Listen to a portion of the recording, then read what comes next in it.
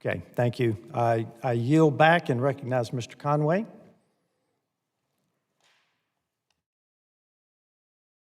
Thank you. Dr. Conaway, I apologize. Well, thank you for that. I appreciate that.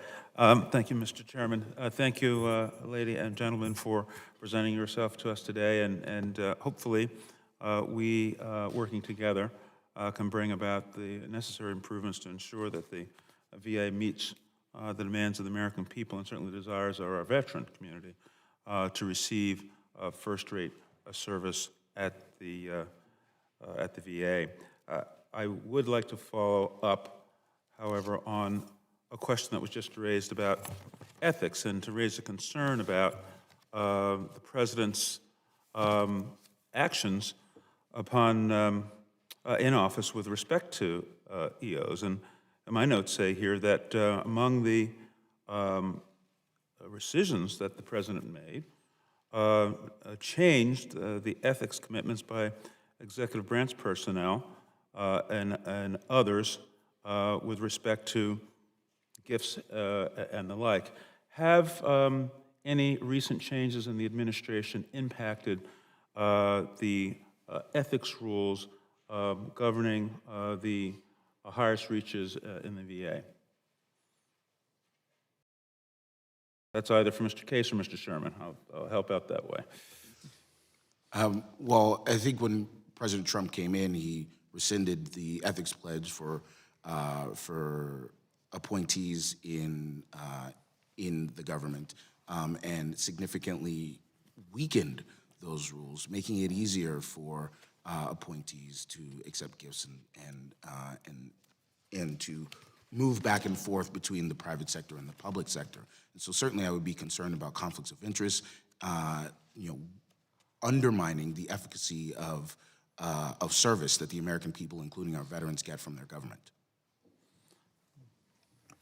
And from the IG perspective, we will look at issues that are raised to us, and we will investigate those and do reports if we do investigate those, but we don't address broad policy issues, and we don't address on a significant way what is the result of those policy issues until we have specific requests to go and look at specific instances. That's basically our people meeting standards. That's how we operate in doing our reports.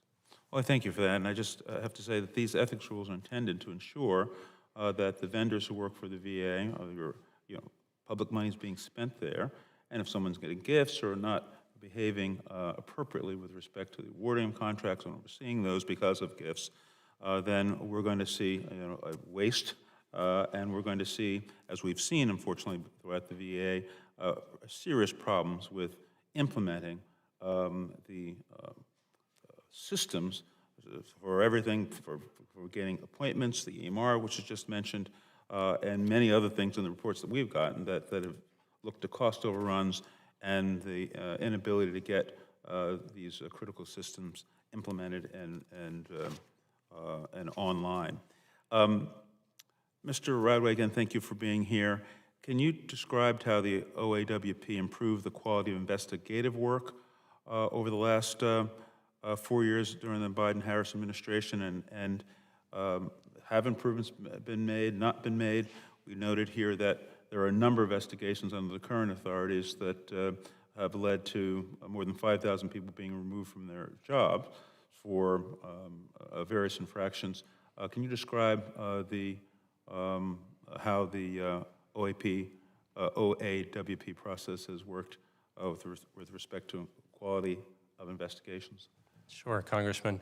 A lot of it has to do with hiring the right people, hired skilled 1810 administrative investigators, many of whom are retired military or retired law enforcement and are on their second career. We instituted standard operating procedures based on the Council of Inspectors General of Integrity and Efficiency investigative standards, and we modeled those standards for our investigation. We've given our folks training, and we established the Investigative Attorneys Division, which ensures that our reports are legally sufficient and our recommendations are legally supportable.